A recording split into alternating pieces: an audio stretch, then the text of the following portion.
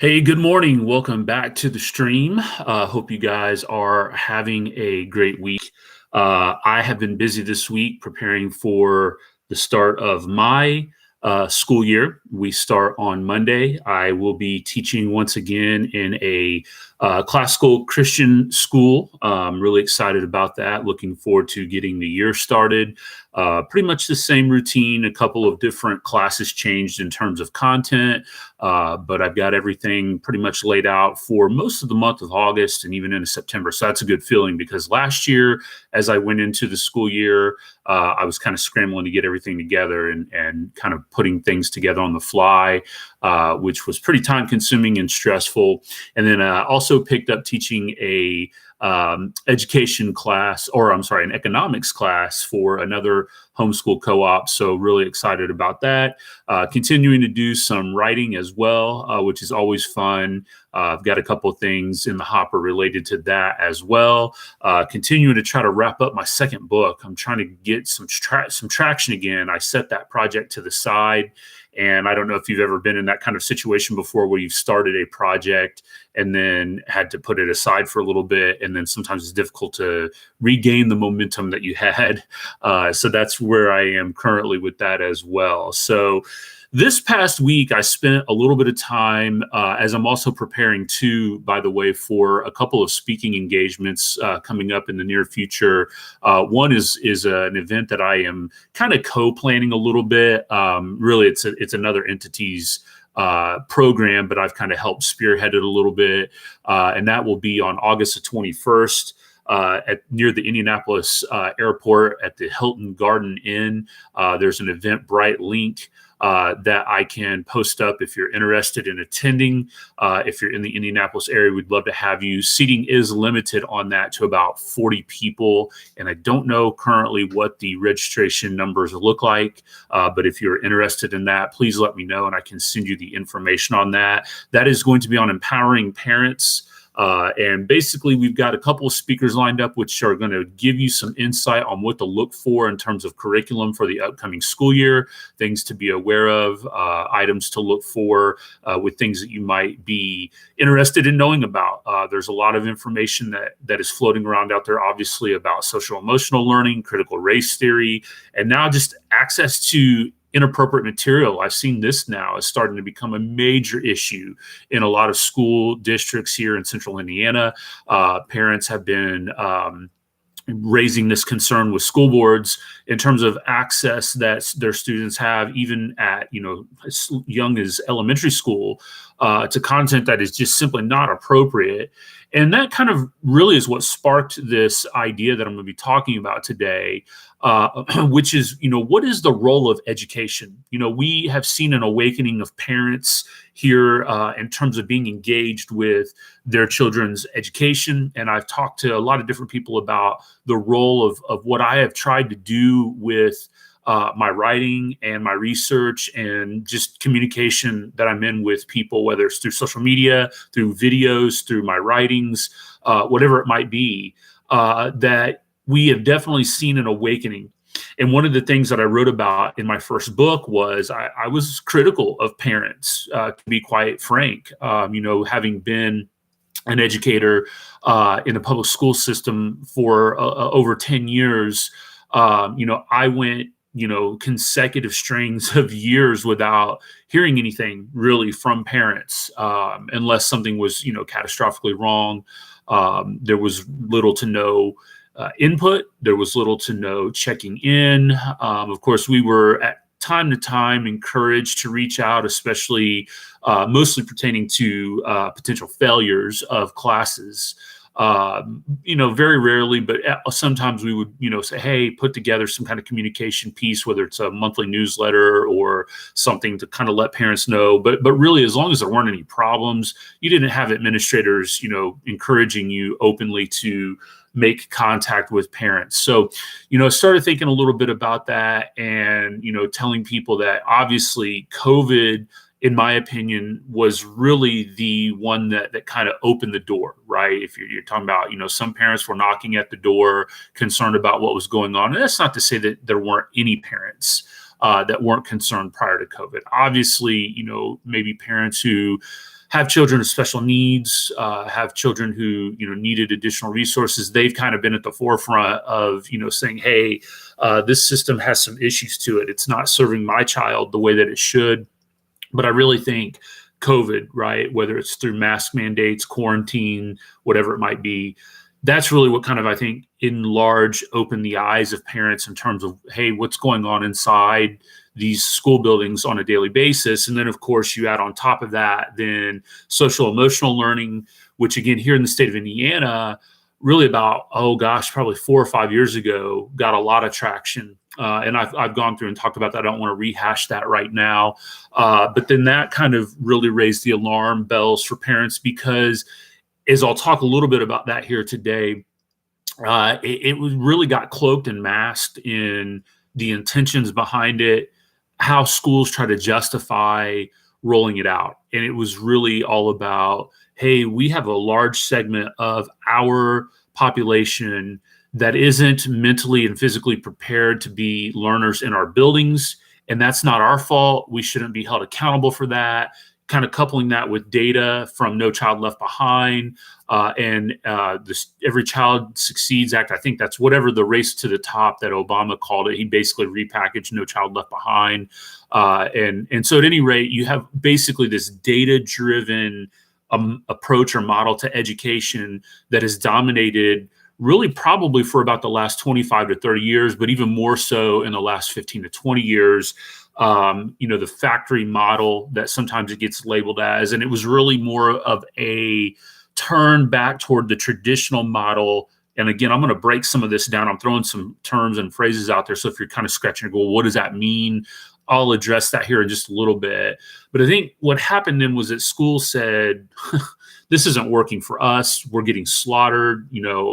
Everything was about growth and improvement. Schools had to create school improvement plans and submit those to the state. There was all kinds of pressure to bring up the bottom, right, to try to close that gap. And so I think kind of all of that morphed itself into some frustration and anger. We saw that boil over, probably 3 or 4 years ago with the formation of Red for Ed, teachers feeling underappreciated, undervalued, underpaid, stressed, overworked, ringing alarm bells. Hey, teachers are leaving the profession in mass numbers because of what we're doing to the profession, so on and so forth. And so I really think that what we have seen here over the course of the last couple of years has been pushback to that from the educational side, the leadership, the teachers, the unions, all different, as they like to say, stakeholders in the equation. And they've tried to turn the tables to say, okay, as I mentioned a second ago, this isn't working. We have so many students that are coming into our buildings, whatever percentage that might be. They like to use the bottom 25%. So just say that, okay, that come into the building that just, as I said, mostly socially, emotionally, maybe physically, that might work in there as well. But mostly it's on the emotional side, aren't prepared to learn. And it's not our fault that an 8th grader is at a 3rd grade reading level, or we can't shoulder the majority of the blame for that. And I think that there might be some rational members of the educational community who will say, hey, we do have a large ownership of that. This student has been shuffled through and very few resources have been provided, or what we've been doing isn't working. But for a large majority of those in the educational system, it's difficult to look in the mirror and say we have failed. It's difficult to say that the system that I'm a part of is failing a lot of these students, right? And so they kind of bypass that, and they redeflect and they redirect the blame onto different things. And the main thing here has been this idea, this mantra that, these students just simply aren't prepared to learn. And so what is the source of that unpreparedness, right? It's not the kindergarten programs that they went through, the early childhood, although some will say that there needs to be better access to early childhood education, pre-K, right? We've definitely seen a push towards increasing and a call for universal pre-K education. But then as the students progress and get older, then you can no longer rely on that. By the time they get to upper elementary, middle school, and high school, they may still bring that up, but the majority of the concern then shifts towards, and this is where we see a lot of this, and this is what I'm going to jump into here in just a second, is it's the family life, right? That has unequivocally become the whipping child for, what has been a defining moment or cause for why children are not ready to learn. It's the family life, right? It's whatever it might be. The parents don't care; they're tuned out. They don't push the students. They provide a really crummy home life. Mom and dad may be abusive, verbally, emotionally, physically. There may be, unsafe living conditions. You name it, right? I mean, there's all different, and I've heard them all personally. And so then the danger then is, as I start to transition into talking about why this is so important then to understand where they're going with this then, is that for a majority of those who are in that camp, who have turned their attention to blaming the children's home environment, the question then becomes, okay, well, what about that? What's the solution to that, right? And I think there's a realization and an understanding that the old way of which this would be approached would be, obviously if there was abuse that was happening, there were social workers, you might report that to your building principal, and then you would just kind of walk away from it and let them handle it. But I think a lot of the attention was to external organizations and actors that would help handle that. And then you would return your attention back to trying to be a classroom teacher and teach your content. Well, that paradigm has shifted, right? And I think what we're seeing a lot of now are teachers that are just saying, enough with this. We've tried that. Now we need to become activists. We need to inject ourselves into, and not just teachers. Let me clarify that better by saying school corporations, school districts in general have now said, we are going to supplant the family structure. And if you're not going to be the parents that you need to be, then we will be that. And that's not hyperbole. I'm not, saying I'm making a leap of faith without understanding. I have sat in teacher development, teacher trainings where I've had an administrator outright say to the staff that there is, I think, such thing as family privilege that some students have and others don't, and that it is the role of the school to fulfill that gap or that hole for those that don't have it, right? That essentially, in other words, saying the school is the family. And again, and there was even a situation at the last school that I was at where some teachers took it upon themselves to provide holiday meals for students who didn't have that. And that sounds great. And don't get me wrong, I'm not knocking that. That's fantastic. I'm glad that those teachers had it on their hearts to reach out to those who may not have what others have. And I'm sympathetic and empathetic to that, as I've volunteered to help people who are in need. The key distinction there, and what we have to be very careful at, and this is going to be the cornerstone. I'm going to jump into this content here in just a second about defining what is education, is that the signal of having that come from a government institution, in particular our schools, which are so closely tied to and have such influence and sway over our children, sends the message that it is the role and responsibility of a government institution, such as the school, to provide for those that don't have what others have. And that is dangerous. That is what we need to be on guard about. And so that's where I come to the topic for today, What is education? What is the role of a school, right?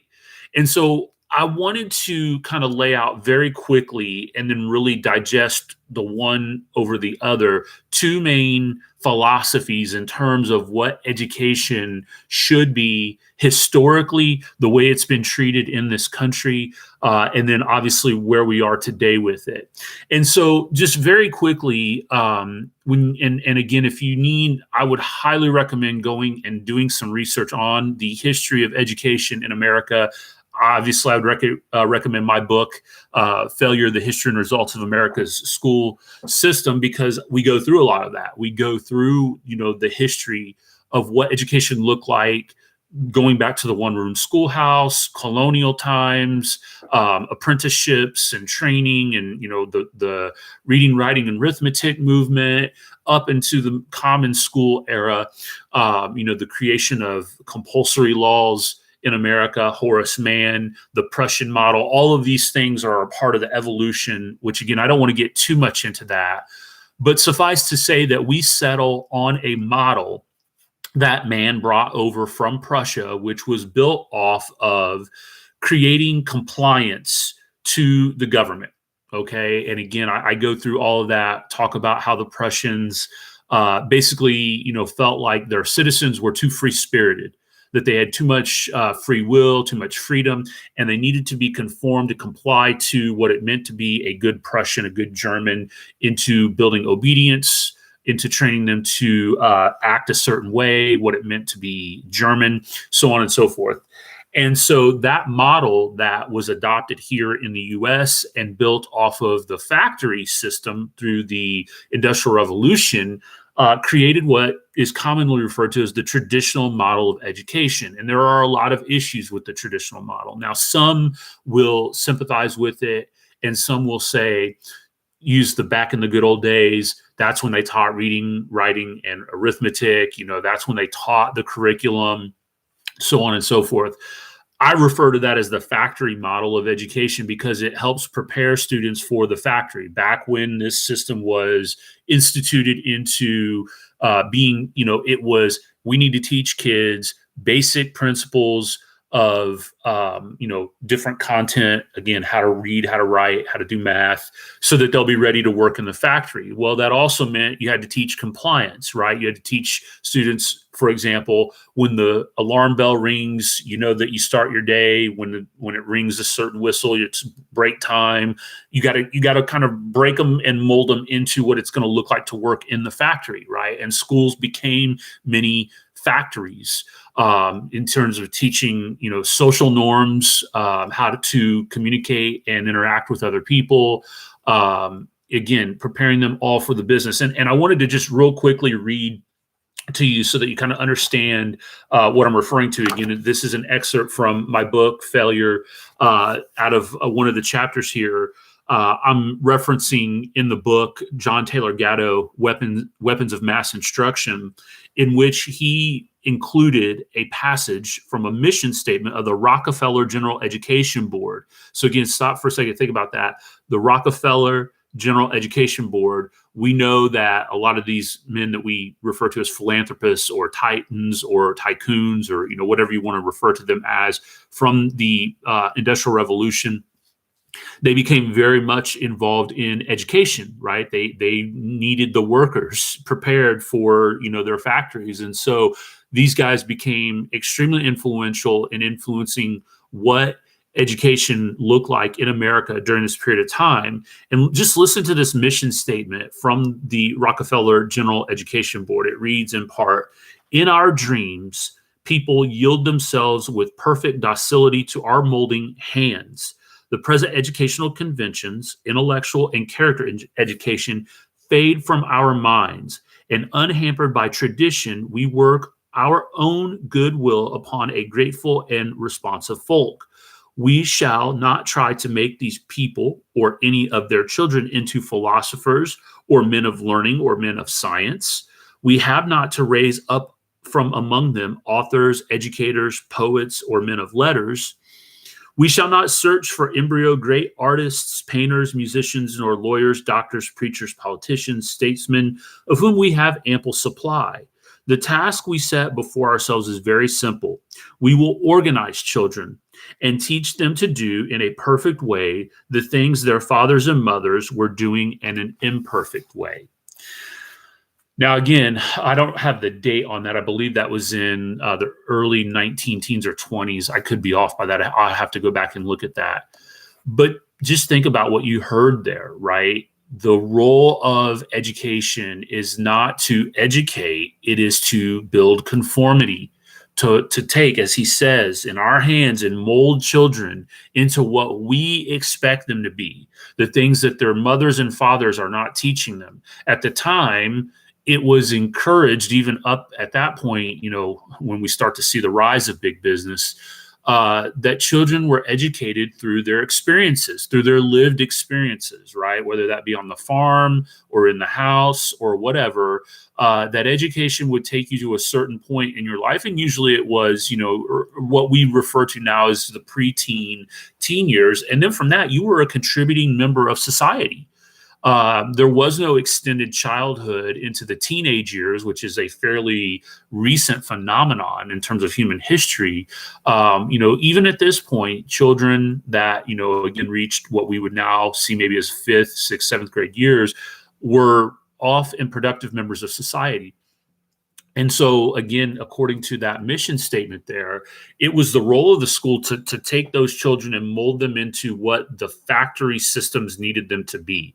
Right. And we're not here to encourage you to be deep thinkers and to think analytically and to essentially have free thinking individuals in society, because free thinking individuals are dangerous.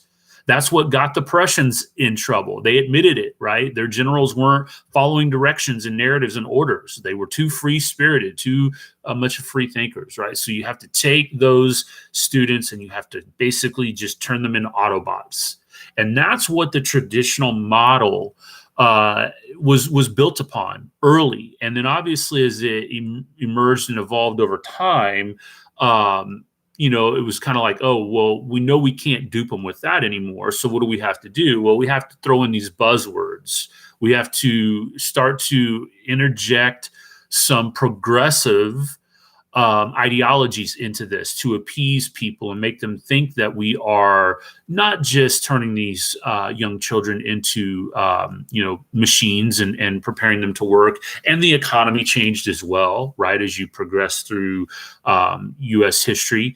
And that's where you get the injection of progressive education, which is the second model that we will talk about. So you get the traditional model, which is rooted in, preparing students for jobs, for education, for different vocations, preparing them to be, molded and modeled into citizens for society.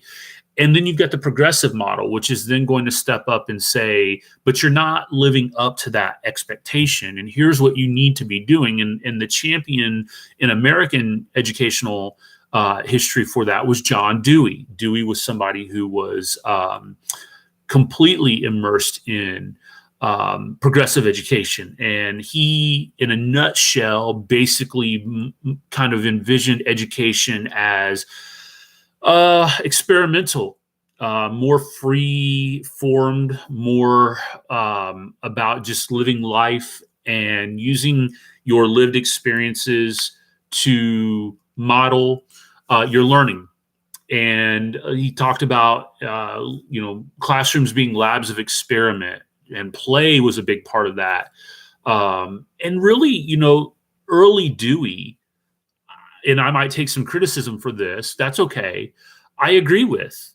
I think Dewey has some great points. And when he writes about breaking down the factory model of education and the militant style in which the bell rings and you get up and you've got classrooms that are basically like prison cells and desks are lined up in order, and you go and you sit and you be quiet and you don't speak unless you're spoken to, and all of the kind of the rules and the foundation for what schools even still to this day struggle with, breaking down those barriers of what a more open model of education might look like. Dewey is spot on with that. And I actually agree with him. And I've fought for that in failure. Basically what I've said is that, look, this factory model of education, the way in which we attempt to try to educate our children, is broken. It's a failure. It's proved to be a failure. The, K through 12 classroom model, desks in order, all of the different things that I've attacked, over the years about the way in which the modern education system works, Dewey was right about. I'll give him his props on that. There's some good stuff in there. Now, there's also some dangerous stuff in there, right? Because this is the age-old question of freedom and liberty and safety and security, as we talk about it in terms of governmental issues, right? You give politicians the ability to do things, because if there's too much freedom and liberty, people will argue that it becomes anarchy and people are doing whatever they want. So you have to have laws and rules to make people play by, although you can argue they don't.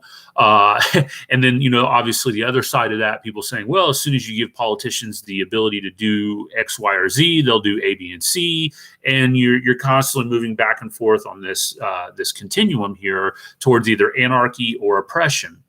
And that can be applied here in this discussion. And Dewey writes about this as well. He says people tend to think in terms of the extremes. And he's right to a degree to say that is how it is, that people do think in the extremes, because you are always moving towards one end or the other. It's very difficult for humans to find a middle ground on things. People lament that. They'll say, oh, whatever happened to the age where Democrats and Republicans, got along and cooperated and whatnot. And it doesn't work out that way. That's just something that doesn't occur in society. We don't see that happening that way. There's always people that are playing for one side or the other. So at any rate, Dewey is talking about imagining a school that is more open, that embraces, experimental learning, using people's experiences and understanding and recognizing, that people are all at different points. Children are all at different points across the board in terms of their ability, their interests, their backgrounds, and things of that nature. And that is true. Now, again, this is where I would start to depart a little bit from Dewey, and where I argue, again, in my book and in a lot of my writings, that really what we ought to be advocating for in terms of what education is, it's whatever we see it as parents. We, as parents, are the ultimate arbiters of what we think education can and should look like. So to be clear, what that might mean is that the local school that you live in, that you're assigned to by your zip code, may be how you think your child should be educated. And if that school says, here's our curriculum, here's what we believe in, here's how we function, and you review that and you say, I'm okay with that, I'm fine with that. I should not have any say-so in telling you. Now, I can try to persuade you, right? I can say, hey, is that really what you want? Or, hey, let's talk about that. Is that really what, would be best for your child? And you certainly could say the same to me for what I choose to do. But I might then choose to say, I want to homeschool. I want to homeschool my children. Or my neighbor across the street might say, well, that's great. You do the public school, you do homeschool, I'm going to do private school. And yet another neighbor might say, I'm doing a hybrid. I'm sending my kids to school a couple days a week, and then I've got them at home. Yet another neighbor might say, I have absolutely no curriculum for educating my child. We just live, and we learn through our lived experience. And yeah, we do unstructured learning, exercises. We read, we do math when we go to the store. We talk about, how to, do math through money, or we take field trips to, various different locations, and we learn through that, and we discuss and we write and we do all this, but there's no given structure to that. There's no curriculum. There's no, this year we're going to learn algebra, and then next year we're going to learn geometry. We just learn. It's very unstructured, what we might refer to as unschooling. So as I've said before, and I may have stolen it from somewhere, there are as many ways to educate a child as there are stars in the sky. There is no, as we sometimes hear commonly said, one size fits all approach to educating children. And this then results in, because of the grip that compulsive education has had on our children, and the default nature of the public school, trying to fit a square peg into a round hole. And people disagree with me all the time. They say there are options, Justin. There are already options out there, but they're not easy. That's not the default. The default is not we have an open way that's accepted and acknowledged and embraced in society to educate children. The default is you send them to the government-run public school that's assigned to you by zip code. Anything outside of that takes effort on your part to make happen, and oftentimes is either stonewalled or made difficult by all kinds of red tape and regulation. And I see this all the time in Facebook groups that I'm a part of, where parents will go to their public school and want to withdraw their student, and the public schools give them the runaround. They confuse them, they delay, they stall. They tell them all of these unnecessary things that they need to do. And it gets confusing and frustrating to the point where people just say, "Oh, forget it. I don't want to mess with it. Unless something catastrophic happens, I'll grin and bear it."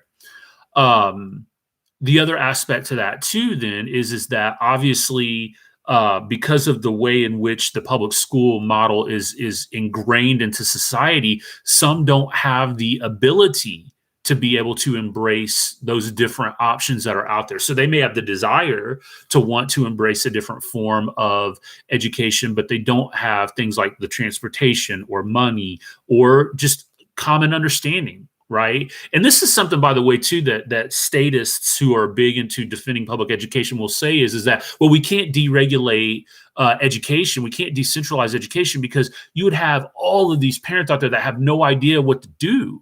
Well, that's where the market would provide, right? So you have to kind of really reimagine. And we always talk about, one of the things that drives us crazy when we talk about alternatives education is that the defenders of the public model will throw this like, well, how would people learn if you took away the foundational rock of the public school system?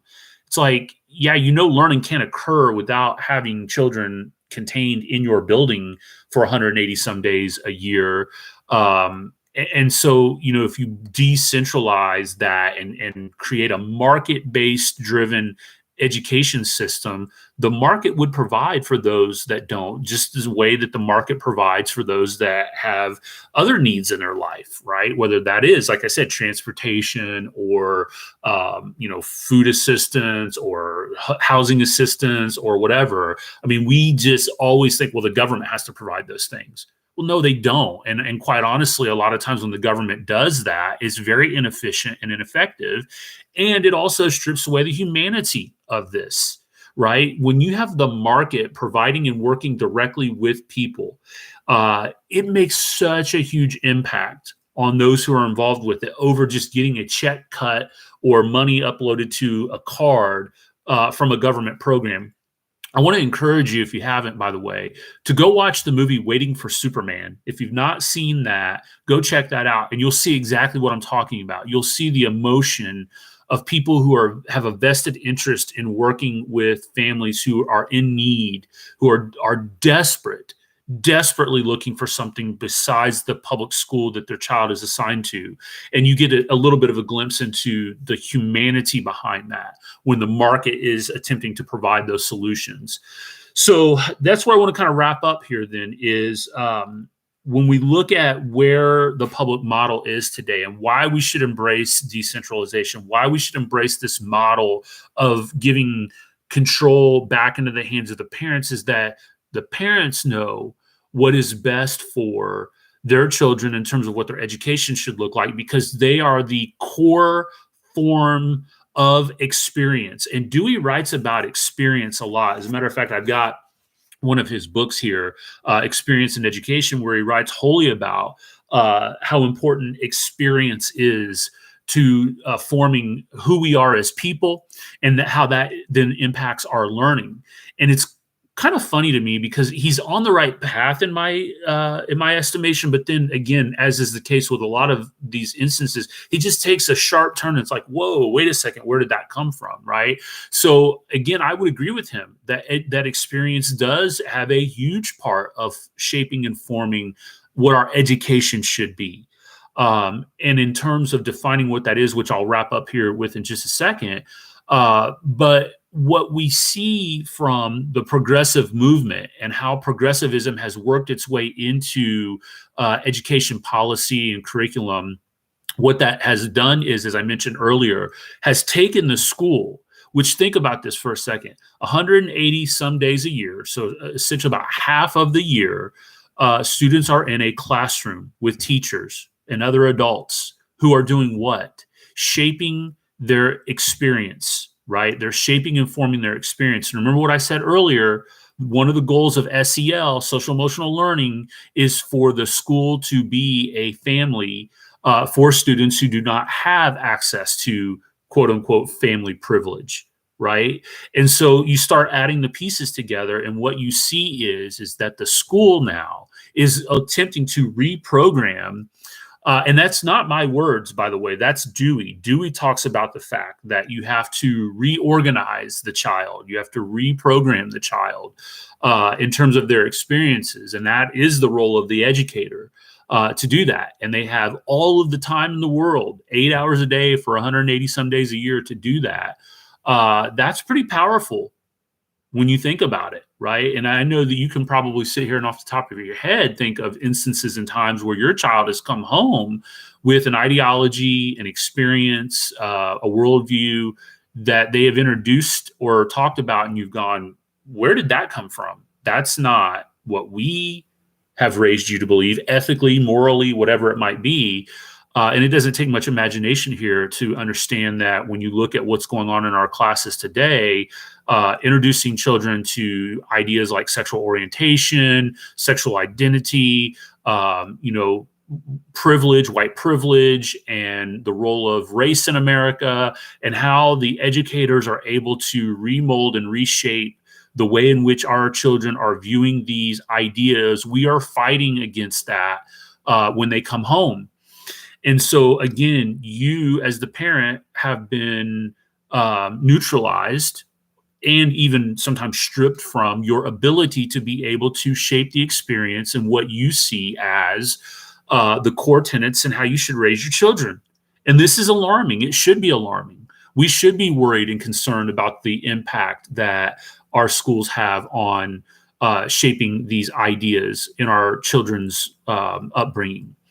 And again, they will cloak it. And I've heard educators outright tell me the role of school should be to help prepare citizens, prepare our children to be part of society.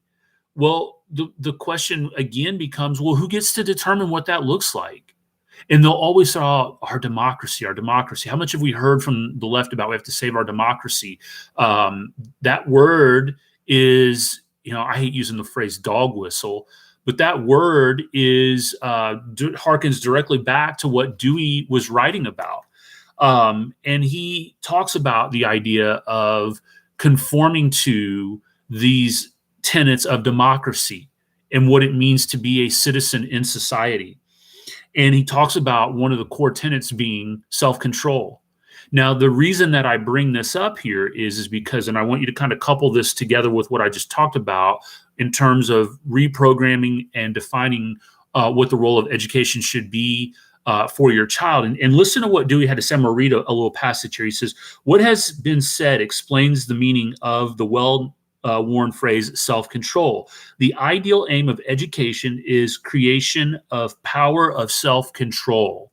And he explains that as taking the free will and constraining it, right? Because he makes the argument prior in the chapter that basically when people don't think, when they don't stop and think, when they don't express self-control, they're too wild, right? They can't be controlled. They have these wild ideas and they act off of emotion and whatnot. And what do we see the role of social emotional learning in today's society? Calm down, take a brain break, reprogram yourself.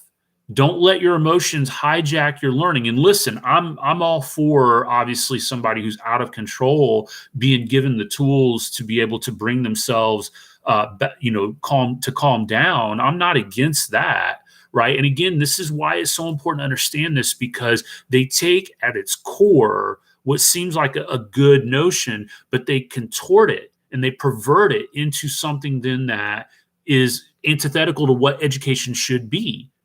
So the idea of we have children who are, quote, out of control, that have trouble, expressing self-control, that get angry, that, again, start cursing and become physically violent, things of that nature, that has to be addressed.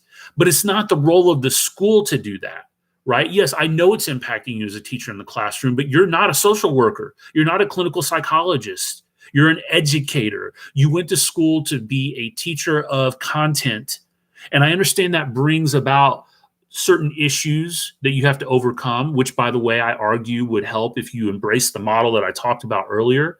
But you can't then turn around and say, well, because that is the hand that I'm being dealt, I'm now given the authority and the ability to take part in a program that reprograms these children, and to do anything that would run counter to what you as a parent have tried to instill into your children.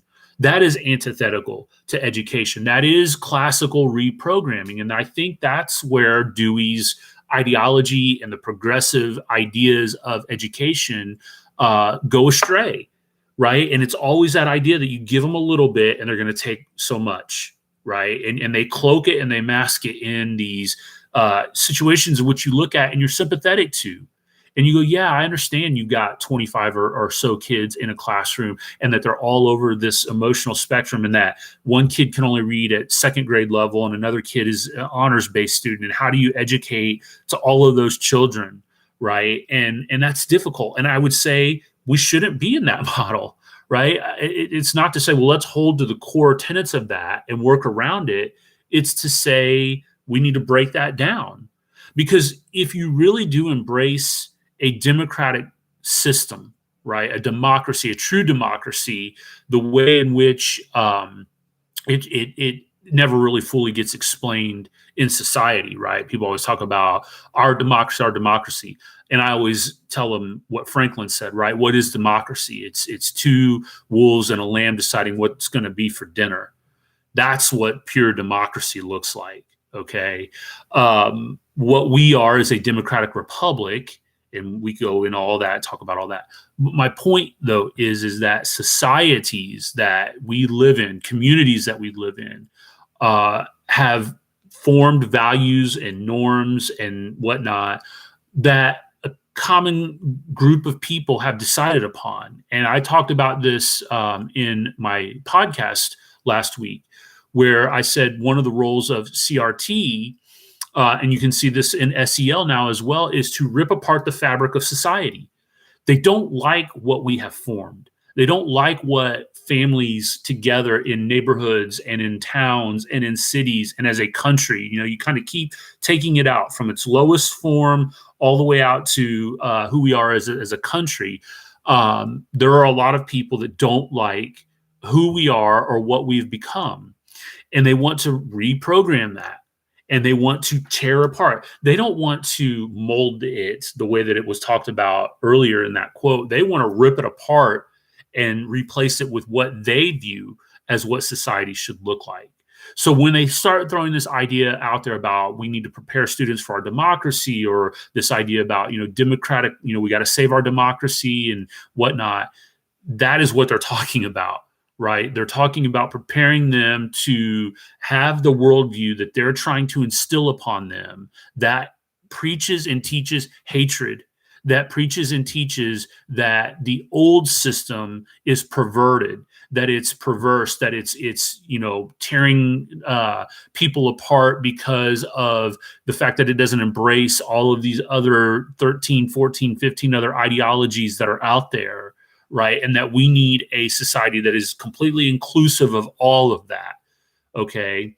And that's a topic for another day, but that's the agenda. That is what is motivating and driving these people to act this way and to do what they're doing in our classrooms.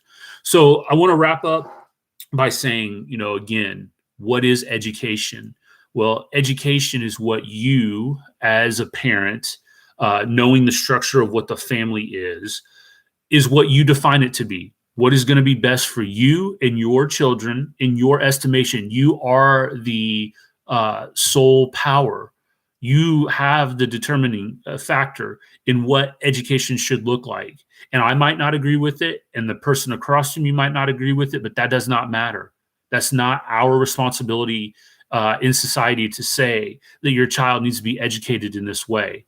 So we should be embracing ideas that are promote what is best for individual families, that would then promote the ideas that we embrace as a community. And it might take different forms, as I mentioned earlier, in all of those different examples. Those children, as they grow into adulthood, are going to come together and still be able to function with one another, still be able to rationalize with one another, and create a civilization and a society that is going to work best for them and their children, right? And you talk about embracing differences. That's the best way to do it, in my opinion.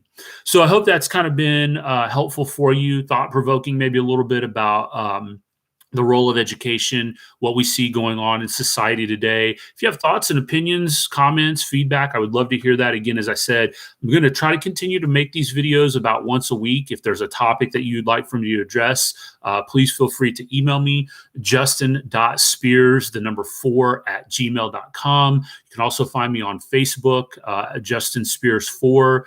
I'm on Twitter, also @Justin Spears 4. And I do have a website that I run too with my contact information called www.edfailure, all one word, edfailure.com, where you can find tons of resources and information that I'm working on. Thanks so much. Have a great week, and we'll see you next time.